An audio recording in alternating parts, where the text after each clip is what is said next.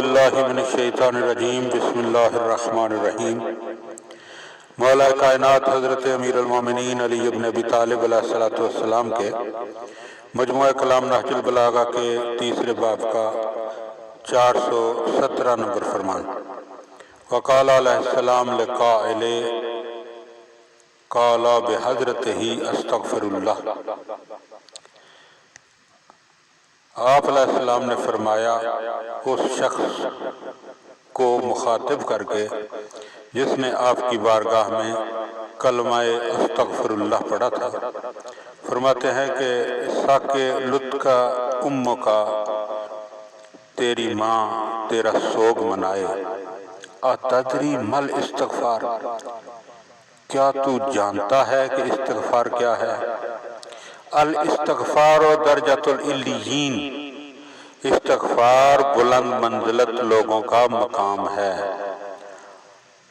وَهُوَ وَاسْمٌ وَاقِعٌ عَلَى سِتَّةِ مَعَانٍ، اور یہ ایک لفظ جو 6 باتوں پر حاوی ہے۔ اولها الندم علی ما مضی، ان میں سے پہلی بات یہ ہے کہ اس بات پر نادم ہو، شرمندہ ہو جو گناہ وہ کر چکا ہے۔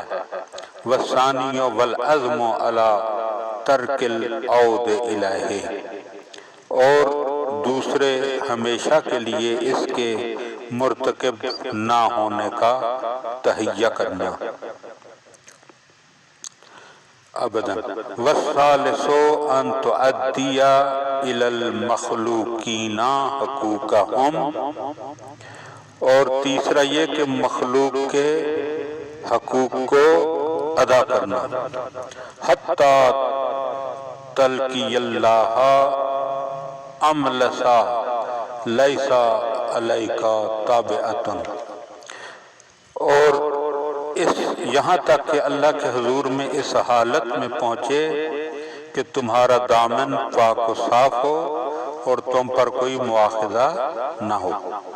والرابع، اور چوتھا یہ ہے کہ ان تعمد الی کل فریضۃ علیک زییتھا فتؤدی حقھا، اور چوتھا وہ ہے کہ جو فرائض تم پر عائد ہوئے تھے اور تم نے انہیں ضائع کر دیا ہے، انہیں اب پورے طور پر بجا لاؤ۔